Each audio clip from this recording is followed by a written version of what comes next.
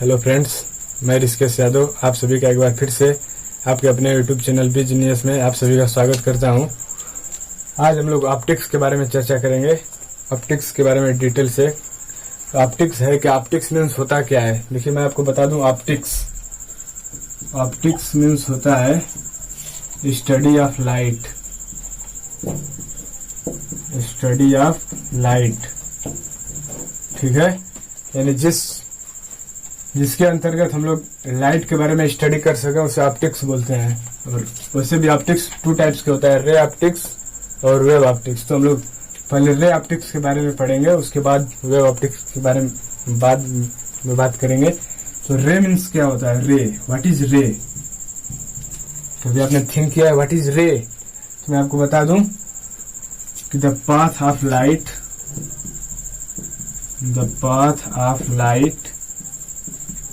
Is called रे। Okay, यानी जो light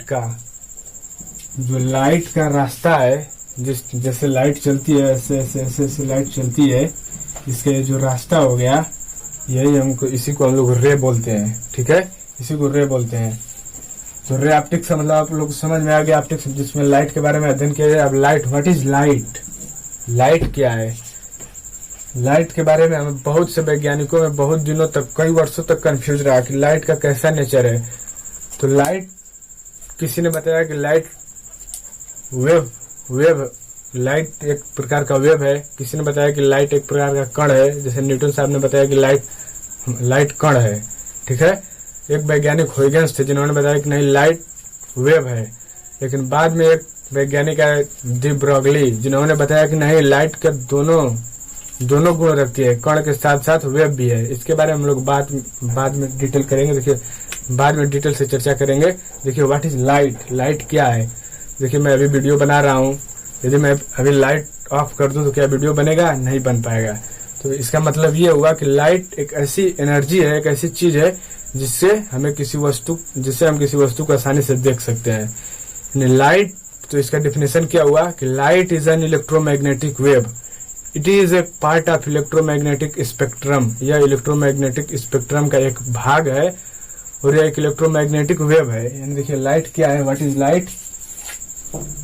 light is an electromagnetic wave. Electromagnetic spectrum के बारे में मैं आपको थोड़ा बता दूं। इलेक्ट्रोमैग्नेटिक स्पेक्ट्रम है क्या? इलेक्ट्रोमैग्नेटिक स्पेक्ट्रम एक बहुत ही बड़ा स्पेक्ट्रम है जिसमें लाइट एकदम इतने समय, लाइट का वेवलेंथ जो है वो मैक्सिमम 3800 एंगस्ट्रॉम से लेकर के 7800 एंगस्ट्रॉम का है, ठीक है। यानी मोटा मोटी आप लोग याद कर लीजिए 4000 एंगस्ट्रॉम से लेकर के 8000 एंगस्ट्रॉम तक, ठीक है। यानी जो लाइट का वेवलेंथ है, वेवलेंथ मतलब तरंग दैर्घ्य, ठीक है। देखिए लाइट है क्या? पहले मैं आपको बता दूं, light is an electromagnetic wave. Light is an, आप लोग इसे नोट कर लीजिए, light is an electromagnetic wave. Electromagnetic wave, it help us to see the object. यह हमें वस्तुओं को देखने में मदद करती है, ठीक है। लाइट का जो मोशन होता है वो स्ट्रेट लाइन होता है, ठीक है। लाइट स्ट्रेट लाइन में गमन करती है। तो देखिए मैं इलेक्ट्रोमैग्नेटिक स्पेक्ट्रम के बारे में बात कर रहा था। इलेक्ट्रोमैग्नेटिक स्पेक्ट्रम है क्या? तो इलेक्ट्रोमैग्नेटिक स्पेक्ट्रम में सबसे पहले आता है गामा रेज, उसके बाद आता है एक्स रेज, उसके बाद आता है अल्ट्रावायलेट रे, उसके बाद आता है इंफ्रारेड रेज, उसके बाद आता है विबग्योर दृश्य प्रकाश, विजिबल रे, VISIBLE विजिबल रे। इसी में हमारा आता है VIBGYOR, ओके। और छठा आता है माइक्रोवेव, और सातवां आता है, 7 ठोरे होते हैं इलेक्ट्रोमैग्नेटिक स्पेक्ट्रम के अंदर, और ये होता है रेडियो वेव, ठीक है। ऊपर से जब नीचे जाते हैं ऐसे तो हमारा वेवलेंथ तरंग दैर्घ्य बढ़ता है और जो आवृत्ति है फ्रीक्वेंसी आवृत्ति घटती है।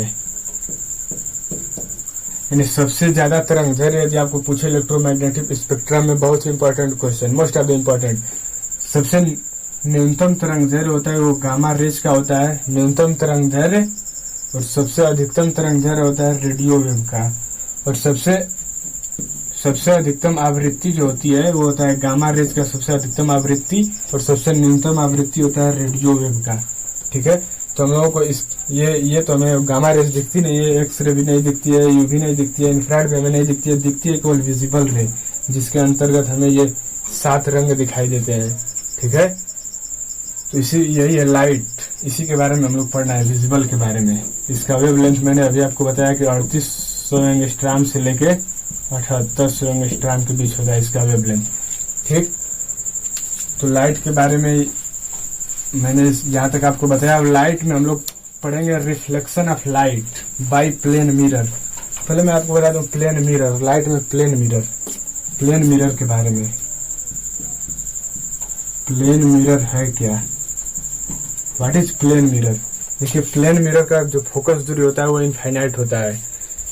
जैसे ये कोई गोल, ये हो गया स्फीयर, इसका कोई ना कोई यहाँ पे होगा वक्रता केंद्र, और वक्रता केंद्र का जो आधे दूरी पे होता है वो फोकस होता है। ठीक है, और हमारा प्लेन मिरर कैसा होता है, एकदम प्लेन होता है,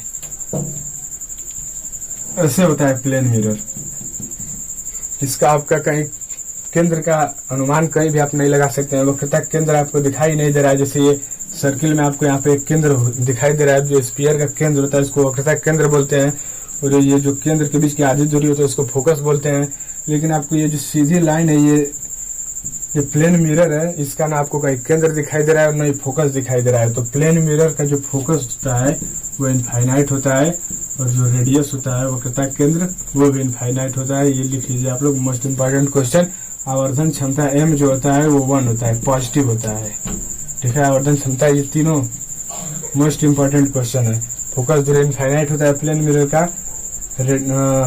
वक्रता केंद्र में इनफाइनाइट होता है, और आवर्धन क्षमता पॉजिटिव में 1 होता है, आवर्धन क्षमता 1। ठीक है, प्लेन मिरर के रिफ्लेक्शन के बारे में तो आप लोग जानते ही होंगे, प्लेन मिरर में रिफ्लेक्शन कैसे होता है। आइए कुछ इसके कुछ गुण के बारे में चर्चा कर लें। यदि ये प्लेन मिरर है, प्लेन मिरर द्वारा देखिए प्रतिबिंब कैसे बनता है। प्रतिबिंब के बारे में सबसे पहले मैं आपको बता दूं, इमेज कैसे बनता है। जब 2 किरणें परावर्तन के पश्चात किसी बिंदु पर वास्तव में मिलती है तो वास्तविक प्रतिबिंब बनता है, और जब वर्चुअल यानी आभासी रूप में मिलती है तो आभासी प्रतिबिंब, यानी प्रतिबिंब 2 तरह का बनता है, एक होता है आभासी प्रतिबिंब और एक होता है वास्तविक प्रतिबिंब। यदि दोनों किरणें परावर्तन के पश्चात वास्तव में मिले तो वास्तविक प्रतिबिंब, और यदि आभासी रूप से मिले तो आभासी प्रतिबिंब। देखिए, जैसे समतल दर्पण द्वारा प्रतिबिंब हमेशा आभासी बनता है, सीधा बनता है और वस्तु के बराबर बनता है। देखिए, मैं आपको प्रतिबिंब बनाकर इसमें दिखा दूं। ये हो गया मिरर, ये हो गया प्लेन मिरर। मान लीजिए यहाँ पे कोई ऑब्जेक्ट है O, यहाँ से दूरी मान लीजिए x, यहाँ से रे चली इस तरह से और रिफ्लेक्ट होके इधर चली गई। रे ये जा रही है, रिफ्लेक्ट हो गई इधर। एक रे यहाँ से डालिए इधर, और ये होकर रिफ्लेक्ट होके इधर चली गई। ठीक है, अब हम लोग इसे पीछे मिला रहे हैं ऐसे। देखिए, ये वास्तव में नहीं मिल रही है, मैं इसको मिला रहा हूँ वर्चुअल रूप से, आभासी रूप से। देखिए, ये ऐसे ऐसे मिलाएंगे आप, तो इसी के रेखा में यहाँ पर मिलेगी O डैश पर। ठीक है, x दूरी पे ही मिलेगी। देखिए, प्लेन मिरर द्वारा यहाँ से क्या निष्कर्ष निकला कि समतल दर्पण द्वारा बना प्रतिबिंब काल्पनिक, सीधा और वस्तु के बराबर बनता है। ठीक है, यानी प्लेन मिरर द्वारा बना प्रतिबिंब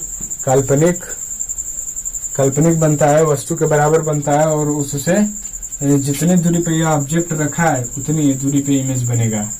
ये भी आप बात जान लीजिए। एक बहुत ही इंपॉर्टेंट क्वेश्चन है, हमेशा आ जाता है एग्जाम में कि यदि प्लेन मिरर है, प्लेन मिरर में आपको यदि आप अपना पूरा प्रतिबिंब दिखना है, पूरा इमेज दिखना है, तो आपको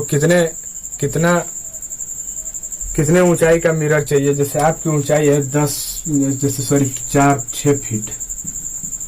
यदि आपके 6 फीट का पूरा इमेज देखना है किसी मिरर में, किसी प्लेन मिरर में, तो प्लेन मिरर की ऊंचाई कितनी होनी चाहिए। तो यदि आपकी ऊंचाई h है तो प्लेन मिरर की ऊंचाई h/2 होनी चाहिए। यदि आपकी ऊंचाई 6 फीट है तो 6/2 यानी 3 फीट का मिरर चाहिए। आपकी पूरी इमेज बनाने के लिए 3 फीट का मिरर चाहिए। ठीक है, मोस्ट इंपॉर्टेंट क्वेश्चन है ये।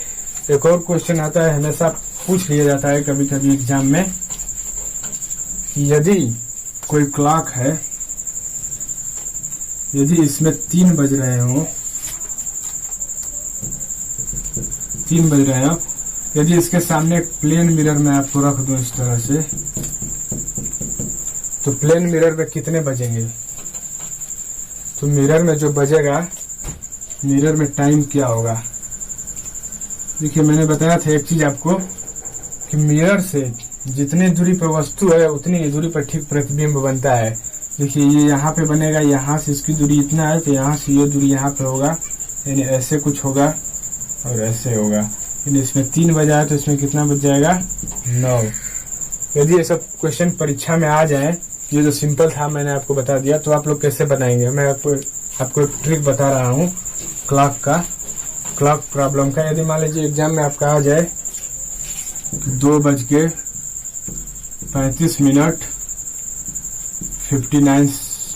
49 सेकेंड हुआ, 49 सेकेंड बजेगा। इसे प्लेन मिरर में, यदि प्लेन मिरर में ये कितना बजेगा, तो सिंपल सा ट्रिक है, इसमें से 12 बजे से डिवाइड कर दीजिए आप लोग।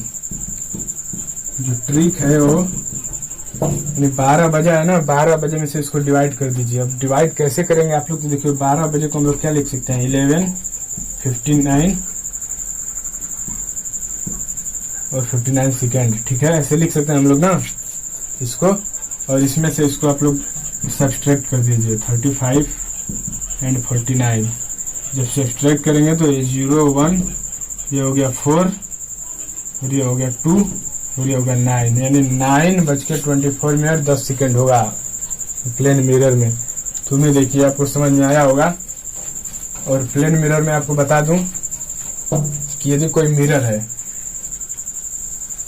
ठीक, ये हो गया मिरर, यहां से कोई वस्तु, ये हो गया यक्स हो गया, यदि ये इधर भी वेग से चल रही है, इधर भी वेग से, तो यहां से जो होगा ये मिरर में 2 भी वेग से आएगी इधर की ओर। यदि भी वेग से जा रहा है तो ये इधर 2 भी यानी दुगने वेग से आएगा जो प्रतिबिंब होगा आपको। यदि आपका प्रतिबिंब, यदि आप यहाँ पे हैं, यदि मिरर की ओर भी वेग से चल रहे हैं, तो आपका प्रतिबिंब होगा वो 2 भी वेग से आपकी तरफ मिरर की ओर आएगा। यदि आप भी वेग से इधर की ओर जा रहे हैं, तो ये भी 2 भी वेग से इधर की ओर जाएगा। ठीक है, उम्मीद देखिए समझ में। अब एक कंपटीशन के दृष्टिकोण से एक बहुत ही इंपॉर्टेंट क्वेश्चन आता है कि यदि दो मिरर हैं, यदि थीटा एंगल पे हैं, थीटा एंगल पे 2 मिरर रखे हुए हैं, ठीक है, तो इसके द्वारा कितने प्रतिबिंब बनेंगे, इसके द्वारा इमेज की संख्या। तो मैं आपको एक फार्मूला होता है 360/θ-1। ये कब होगा, नंबर ऑफ इमेज निकालना हो, यदि नंबर ऑफ इमेज, तो 360/θ-1 ये कब होगा, जब 360/θ इज इक्वल टू सम संख्या, इवन नंबर। यदि 360/θ इवन नंबर है तो नंबर ऑफ इमेज 360/θ-1 होगा। इफ, ये लिख लीजिएगा इफ करके। दूसरा कंडीशन ये है कि if 360/θ is equal to odd number, ठीक है, तो नंबर ऑफ इमेज होगा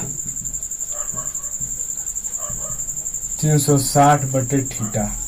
ठीक है, यानी जब इवन नंबर होगा तो 360/θ-1, यदि जब ऑड नंबर होगा तो 360/θ। फॉर एग्जाम्पल, यदि 2 प्लेन मिरर हैं, यदि आपको ये थीटा इज इक्वल टू दिया है 60 डिग्री, 60 डिग्री दिया है, तो आपको नंबर ऑफ इमेज बताना है कि नंबर ऑफ इमेज कितना होगा। सबसे पहले हम लोग निकालेंगे 360 बटे थीटा। थीटा दिया है 60, तो 360 अपॉन 60, इसको डिवाइड करेंगे, 6 आ गया। 6 आ गया जो इवन नंबर है। जब इवन नंबर है तो हम लोगों का नंबर ऑफ इमेज ये इवन नंबर के लिए 360 बटे थीटा -1 होगा, यानी 6 - 1 इज इक्वल टू 5 इमेज बनेगा हमारा। यदि दो मिरर 60 डिग्री के एंगल पे है तो 5 मिरर बनेगा। यदि theta is equal to 120 degree दिया है तो देखिए 360 बटे 120 करेंगे, यह आ गया 3, जो ऑड नंबर है। जब ऑड नंबर है तो 360 बटे थीटा इक्वल बनेगा, यानी नंबर ऑफ इमेज होगा 3। ठीक है, तो आज के लिए बस इतना ही। उम्मीद है कि आपको ये समझ में आया होगा। यदि वीडियो अच्छा लगे तो हमारे चैनल को सब्सक्राइब कर लीजिए, वीडियो पसंद आए तो लाइक कर दीजिए और शेयर करना ना भूलें। तब तक के लिए जय हिंद, जय भारत, वंदे मातरम। Thank you.